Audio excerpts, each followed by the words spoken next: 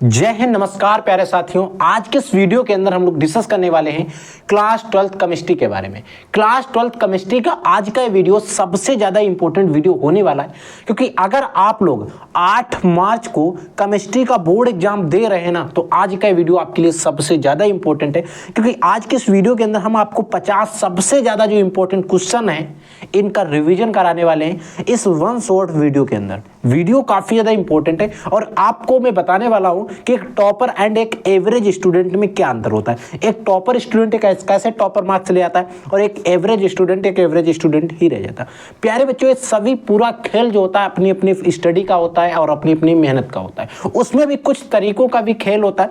देखो, एक average student क्या करता है, वो ज़्यादा से ज़्यादा रीड करने पर ध्यान, यानी कि वो पढ़ने पर ज़्यादा ध्यान देता है। वो पढ़ने पर ज़्यादा ध्यान देगा, उसका रिवीजन नहीं करेगा। आज ये चैप्टर फिनिश किया, कल वो, यानी कि पढ़ता ही रहेगा। कभी भी उसको इसका मतलब नहीं होता है कि हम रिवीजन कर लें किसी चीज़ का। वहीं पर एक टॉपर स्टूडेंट होता है, वो उतना पढ़ता है जितना उसके बोर्ड के पेपर में आता है, बट वो मल्टीपल टाइम रिवीजन करता है। ये सारी चीज़ें आप सभी को पता है, बेशक आपको दिमाग में आप लोग उसका पालन नहीं करते, बट आप सभी लोग इस चीज़ के बारे में अच्छे से जानते हैं। तो बोर्ड एग्जाम 2025 में एक आपका इस अच्छा स्कोर हो जाए, इसके लिए मैंने आपको लगातार वीडियो दे रहा हूं, लगातार आपको पूरा सिलेबस कंप्लीट करवा चुका हूं। अब ऐसा कुछ भी नहीं बचा है जो आपको नया पढ़ाया जाए। अब आपको जो कुछ भी पढ़ाया है उसका रिवीजन करवाया जाए। अब कई स्टूडेंट का रिवीजन हो रहा होगा, कई पहली बार पढ़ रहे होंगे, तो अगर आप पहली बार भी पढ़ रहे हैं तो ध्यान से समझ लेना। मैं आपको ऐसा नहीं महसूस होने दूंगा कि मैं रिवीजन करवा रहा हूं, आपको वो टॉपिक क्लियर नहीं करा रहा। वो टॉपिक एकदम बेसिक से समझाएंगे, ताकि आपको अगर रिवीजन कर रहे हो या आप पहली बार पढ़ रहे हो, आपको कोई भी प्रॉब्लम ना हो। तो क्योंकि बच्चों आप सभी को पता है आपका बोर्ड एग्जाम 8 मार्च को है, फिजिक्स का आपका एग्जाम हो चुका है और आपका जैसा भी गया होगा, क्योंकि अगर आपने हमारे साथ पढ़ा हुआ है, हमारे मॉडल पेपर को फॉलो किया, हमारे अनसॉल्व पेपर को सॉल्व किया होगा, तो आप सभी को पता है आपका अच्छा स्कोर जरूर जाएगा। ठीक है, देखो बच्चों, यहाँ पर पहला क्वेश्चन क्या है, इसे ध्यान से समझो। ये सारे क्वेश्चंस मैं एक बार पढ़ा चुका हूँ। इन सभी क्वेश्चंस का आज के इस वीडियो के अंदर हम लोग करेंगे रिवीजन, बट आपको ऐसा नहीं लगेगा कि हम लोग रिवीजन कर रहे हैं। जैसे बच्चों, यहाँ पर क्वेश्चन कह रहा है कि 90 ग्राम जल में 1.8 ग्राम ग्लूकोज का मोल प्रभाज निकालो। देखो, 90 ग्राम जल में 1.8 ग्राम ग्लूकोज का मोल प्रभाज, और एक है न्यूमेरिकल। ये न्यूमेरिकल मेरे अकॉर्डिंग यहाँ पर नहीं आना चाहिए, बट एग्जाम के पेपर में पूछा गया है। कैसे सॉल्व करना, ध्यान से देखो, मैं आपको एक एक चीज देख रहा हूँ। यहां पर W यानी कि भार, स्मॉल w इसको मान लेते। भार कितना दिया गया H2O का, 90 ग्राम। आप सभी को पता है जल का अणुभार कितना होता है, H2O का अणुभार कितना होता है। H2O का अणुभार होता है, अणुभार 18। क्यों? 2 हाइड्रोजन का होगा, 1 ऑक्सीजन का 16 होता है। अब हमें सबसे पहले जल के मोल निकालना पड़ेगा, यानी कि हम निकालेंगे H2O के मोल। H2O के मोल, मोल कैसे, इसको हम स्मॉल n से लिख लेते हैं। ठीक है, स्मॉल n इक्वल होता है W अपॉन में m, भार अपॉन में अणुभार। ठीक है, इसका भार कितना दिया गया, 90 ग्राम, अणुभार कितना दिया गया, 18 पंजे कितने होते हैं, 90। यानी कि H2O के मोल जो हैं, H2O के small n mole equal to आए 5। समझ गए इस चीज को। ठीक है, अब आपको ग्लूकोज के मोल निकालने हैं।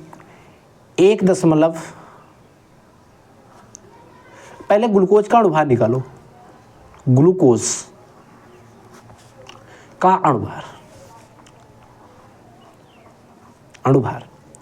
पहले हम क्या करेंगे, ग्लूकोज का अणुभार निकालेंगे। ग्लूकोज का फार्मूला C6H12O12, C6H12O6, C6H12O6 होता है।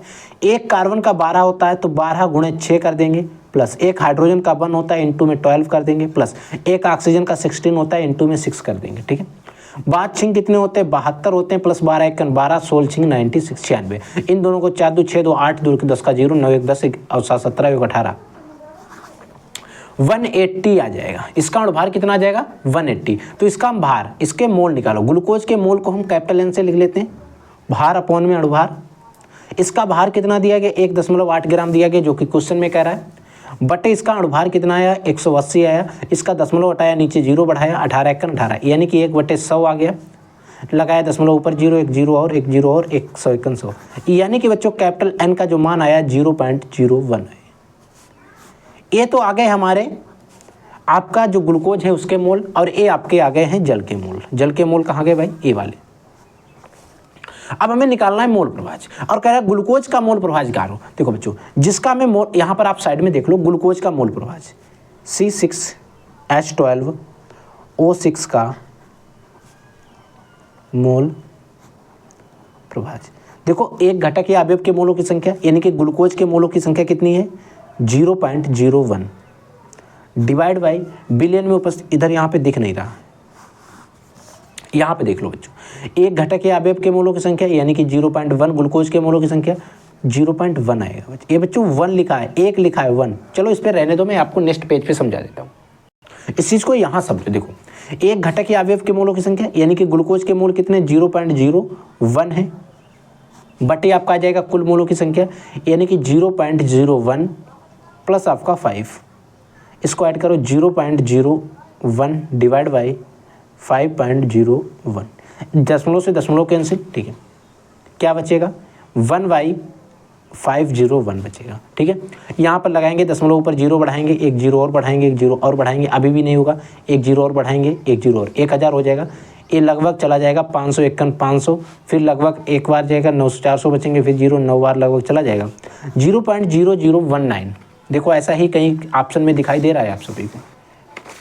देखो ए वाला ऑप्शन हमारा क्यों सही है, क्योंकि इसमें देखो यही आंसर आया जो कि हम लोगों ने फाइंड आउट किया।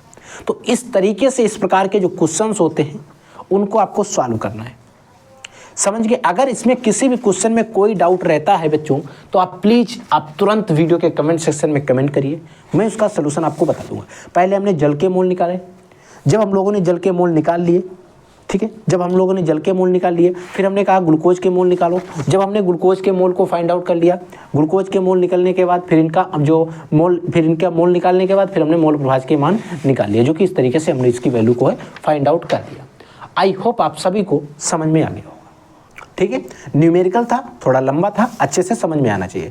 शुद्ध जल की मोलरता कितनी होती है 55.56 55.56 होती है। आप इसको रट लीजिए, अन्यथा मैं अगर आप चाहते हैं तो मैं बता भी सकता हूं कि कैसे आपको निकालना जाता है। 1000 लीटर लेना पड़ेगा, ठीक है, मत लिखो, आप याद रखो 55.56 होती है। ठीक है, निम्नलिखित में से कौन सा अणुसंख्य गुणधर्म है, इनमें से कौन जो है अणुसंख्य गुणधर्म है, तो वो है बच्चों आपका परासरण दाब। ठीक है, निम्नलिखित में से बिलियन का कौन सा भौतिक गुण अणुओं की संख्या पर निर्भर नहीं करता। निम्नलिखित में से कौन सा भौतिक गुण है जो बिलियन का कौन सा भौतिक गुण है जो अणुओं की संख्या पर निर्भर नहीं करता, तो वो कौन है, पृष्ठ तनाव है, याद रख ले। निम्न में से किसके जलीय विलयन का क्वथनांक सर्वाधिक होगा। इन सभी का क्वथनांक आप 1 बाई 1 करके सॉल्व करेंगे, हल करेंगे, तो आप पाएंगे 1% CaCl2 का क्वथनांक जो है सर्वाधिक होगा। ठीक है, इसको आप अगर आप लोग सॉल्व करना चाहते हैं तो सॉल्व कर लीजिए, अन्यथा आप इसको याद रख लेना, क्योंकि अगर बोर्ड एग्जाम का क्वेश्चन पेपर आप सॉल्व करते होंगे तो देखेंगे यही सेम विकल्प के साथ कई बार क्वेश्चन आ चुका है। अगला क्वेश्चन है, किस सूत्र द्वारा मोलर उन्नयन स्थिरांक यानी कि केवी की गणना की जा सकती है। किस सूत्र के द्वारा मोलर उन्नयन स्थिरांक यानी कि केवी जो है उसकी गणना की जा सकती है। तो केवी जो है, केवी इक्वल टू होता है, अब देखो कभी कभी सूत्र में आपको टीवी देखने को मिल सकता है, तो केवी इक्वल टू होता है मोल इसके अणुभार बटे TV into capital W 1000 upon में स्मॉल डब्ल्यू। स्मॉल डब्ल्यू उसका विलय का भार होता है, कैपिटल डब्ल्यू विलायक का भार होता है। ठीक है, निम्नलिखित में से किसका परासरण दाब सबसे कम होगा। इनमें से सबसे कम जो है परासरण दाब किसका होगा, जो आप इनका निकालेंगे तो वो आएगा आपका स्वर्ण विलयन का। ठीक है, अगला देखो, निम्नलिखित विलयनों में सर्वाधिक परासरण दाब किसका होगा। इनमें से सबसे अधिक परासरण दाब किस विलयन का होगा, तो वो होगा 1 मोल NH4 का होल राइज PO4 का। ठीक, अगला क्वेश्चन है कि 8 ग्राम NH 450 ml विलयन में घुला है, विलयन की मोलरता की गणना करो। देखो बच्चों न्यूमेरिकल है, समझ लेना ध्यान से। और बच्चों ये जो न्यूमेरिकल है कई बार बोर्ड के पेपर में आ चुका है। देखो बच्चों इस न्यूमेरिकल को सॉल्व करो। सबसे पहले हम देखेंगे इसमें क्या क्या चीजें हमें दी गई, गिवन वैल्यूज क्या क्या है। बाहर कितना दिया गया 8 ग्राम, यानी कि W का मान दिया गया 8 ग्राम। ठीक है, इतने ml विलयन में घुला है, यानी कि वॉल्यूम कितना दिया गया 45 ml 450 ml। ठीक है, अब यहाँ पर NaOH दिया गया NaOH।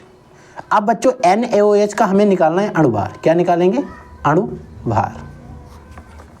जब आप NaOH का अणुभार निकालेंगे तो प्यारे बच्चों Na का जो अणुभार होता है 23 होता है, 23 होता है।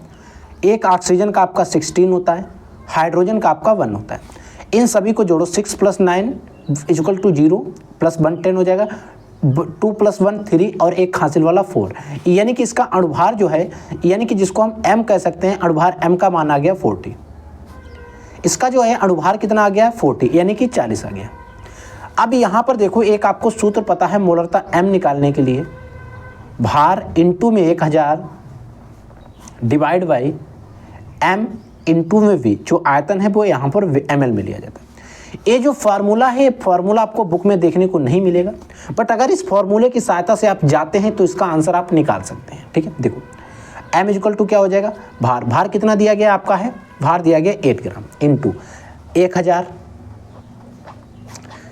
इंटू में m का मान कितना आ गया 40 इंटू में। अब यहाँ पर जब आप ये फार्मूला ऊपर 1000 लिख लेते हैं तो आपको ml में वैल्यू जो है उसको ml में ही रखना है, लीटर में चेंज नहीं करना है। अन्यथा मोलरता निकालने के लिए भार अपॉन में विलय के मोलों की संख्या बटे विलयन का आयतन लीटर में रखकर हम उस सूत्र की भी सहायता से इसको सॉल्व कर सकते हैं। इंटू में 450 हो जाएगा, एक जीरो ए वाला, एक जीरो ए वाला, इन दो जीरो को हमने इससे कर दिया कैंसिल। ठीक है, अब इसको 5 से काटो, 5 दूनी कितने होते हैं 10 होते हैं, और 5 नेम होते हैं 45। अब इधर 2 एकन 2 और 2 दूनी इधर होते हैं 4। ठीक है, अब इसको 4 एक 2 एकन 2, 2 चक्कू 8, ऐसा हो गया कुछ, यानी कि ऊपर बचा 4, नीचे बचा आपका 9, 4/9 लगाया, दशमलव ऊपर 0 बढ़ाया, 9 चौक 36 होते हैं, फिर 4 बचेंगे, फिर 36, फिर 36, फिर 36, ऐसे ही चलता चला जाएगा। 0.444 कौन सा ऑप्शन में सही है, पहला ही ऑप्शन सही है। तो अब आपको पता चल गया कि पहला अगर ऑप्शन सही है तो कैसे सही है, इस तरीके से सही है। आई होप आपको समझ में आना चाहिए, कोई डाउट नहीं रहना चाहिए, मेरा मतलब ये है। निम्न में से न्यूनतम हिमांक वाला विलयन कौन है, वो है पृष्ठतनाव। ठीक है, समझ गए। ये सारे क्वेश्चन, अगर किसी क्वेश्चन में कोई डाउट रहता है तो प्लीज बच्चों मैं फिर कहता हूं, आप वीडियो के कमेंट सेक्शन में कमेंट करिए, उसका जवाब आपको जरूर मिल जाएगा। ठीक है, अगला क्वेश्चन देखो बच्चों, 180 ग्राम जल में जल के कितने मोल होते हैं। 180 ग्राम जल है, इसमें जल के कितने मोल होते हैं, 10 मोल ऑप्शन में दिया गया, सही भी है। बट अगर आपको यही नहीं पता कैसे होते हैं, देखो H2O का अणुभार आपको पता है, H2O का अणुभार अभी हम लोगों ने पीछे क्वेश्चन एक डिस्कस किया था, उसमें भी इसका अणुभार हमने डिस्कस किया था। देखो एक बार और देख लो, ऐसे हाइड्रोजन का 1 होता है, ऑक्सीजन का आपका होता है 16, बट यहाँ पर हाइड्रोजन है कितने, 2 हैं, तो इसका 2 हो जाएगा, प्लस आपका 16, ऑक्सीजन एक ही है तो 16 हो जाएगा, इन दोनों को ऐड करेंगे तो 18 हो जाएगा, इसका अणुभार 18 आता है। ठीक है, अब हमें यहाँ पर मोल निकालना है, मोल इक्वल टू होता है भार अपॉन में अणुभार। यहाँ पर भार कितना दिया गया 180 ग्राम दिया गया, क्योंकि यहाँ पर 180 ग्राम दिया गया, बटे अणुभार कितना होता है 18 होता है, 18.180 होते हैं, यानी कि इसके मोलों की संख्या कितनी आएगी 10 मोल आएंगी। तो अब आपको पता चल गया 10 मोल अगर आ रहा है आंसर तो कैसे आ रहा है, क्योंकि अगर आपको ये चीज़ नहीं पता होगी कि अगर 10 मोल आंसर आ रहा है तो कैसे आ रहा है, तो आप वहाँ पर अगर ये वैल्यू चेंज हो गई तो आप कैसे सॉल्व करोगे, समझ गए इस चीज़ को। ठीक है, अगला देखो, 4 क्षार धातुएं A, B, C व D हैं, इनके मानक अपचयन विभव क्रमशः इतने दिए गए। ठीक है, इनमें से प्रबलतम अपचाय कौन सा होगा। बच्चों प्रबलतम अपचाय की बात की जा रही है, तो आपको पता होना चाहिए प्रबलतम अपचायक वो होता है जिसका मान माइनस में सबसे अधिक होता है, वो प्रबलतम अपचायक होगा जिसका मान माइनस में सबसे अधिक होगा, माइनस में सबसे ज्यादा होगा, वो क्या होगा प्रबलतम अपचायक। तो देखो बच्चों, ए माइनस का 3 है, माइनस का 1 है, माइनस का 0 है, ए प्लस का है, तो प्लस वाला तो हो ही नहीं सकता है, यानी कि माइनस का 3 जो है सबसे ज्यादा है, तो इसीलिए पहला वाला ही आपका सही हो जाएगा, इसीलिए पहला वाला यहाँ पर सही किया गया। आई होप समझ में आ गया होगा। ठीक है, दूसरा क्वेश्चन देखो, ए बी सी 3 तत्वों के मानक अपचयन विभव क्रमशः इतने दिए गए, इनमें से प्रबलतम उनकी क्या है, इनकी अपचयन शक्ति का क्रम, सबसे ज्यादा अपचयन शक्ति का क्रम। देखो सबसे ज्यादा अपचायक कौन होगा, जो सबसे ज्यादा माइनस होगा, तो सबसे ज्यादा माइनस ए है, फिर ए है, फिर ए, यानी कि CV ए, इस तरीके से यहाँ पर ये ऑप्शन सही है। ठीक, शून्य कोट की अभिक्रिया के लिए निम्नलिखित में से कौन सा सूत्र सही है। शून्य कोट की अभिक्रिया के लिए तो T½ डायरेक्टली प्रोपोर्शनल A0। वेग स्थिरांक बढ़ाने पर ताप जो है, वेग स्थिरांक ताप बढ़ने पर बढ़ेगा या घटेगा। देखो जो वेग स्थिरांक होता है जिसको हम लोग बच्चों K से प्रदर्शित करते हैं, K जो है इसका मान अगर हम टेम्परेचर बढ़ा रहे हैं तो उसके बढ़ने पर बढ़ेगा या फिर घटेगा। तो अगर आप टेम्परेचर बढ़ा रहे हैं तो वेग स्थिरांक का मान जो है वो भी बढ़ेगा। समझ गए इस चीज को? ठीक है। एक प्रथम कोटि की अभिक्रिया के लिए वेग स्थिरांक का समीकरण, एक प्रथम कोटि की अभिक्रिया के लिए जो वेग स्थिरांक का समीकरण होता है वो होता है k इक्वल टू 2.303 अपॉन में t log 10 a बटे a माइनस का x। इस पर बोर्ड के पेपर में आपको न्यूमेरिकल भी देखने को मिलेंगे, तो सूत्र इंपॉर्टेंट है, याद रख लेना। प्रथम कोटि की अभिक्रिया के लिए वेग स्थिरांक का अर्ध आयुकाल में संबंध बताओ। प्रथम कोटि की अभिक्रिया और जो वेग स्थिरांक का अर्ध आयुकाल होता है t हाफ जिसको कहते हैं, उसमें क्या संबंध होता है? वो सूत्र होता है k इक्वल टू होता है 0.6932 अपॉन में t हाफ। कभी कभी 0.693 ही मिलता है, 2 नहीं मिलता है, ठीक है, ये चीज याद रखेंगे। प्रथम कोटि की अभिक्रिया में अर्ध भाग के पूर्ण होने में लगने वाला संबंध t हाफ जो है उसमें क्या संबंध होता है? देखो, एक प्रथम कोटि की अभिक्रिया है, उसमें अर्ध भाग यानी कि आधा यानी कि t हाफ पूर्ण होने में जो लगने वाला समय होता है उसके बीच में संबंध क्या होता है बताओ? तो लगने वाला जो समय होता है वो उसकी प्रारंभिक सांद्रता पर निर्भर नहीं करता है, ये चीज याद रख लेना। तीसरा वाला आपका ऑप्शन सही है, ठीक। तो देखो बच्चों, अगला आपका क्वेश्चन है कि एक प्रथम कोटि की अभिक्रिया की अर्ध आयुकाल 400 सेकंड है, इसका वेग स्थिरांक निकालना है। देखो, इसका अर्ध आयुकाल जो है t हाफ जो है 400 सेकंड है। इसमें मैं सूत्र कौन सा लगाना है?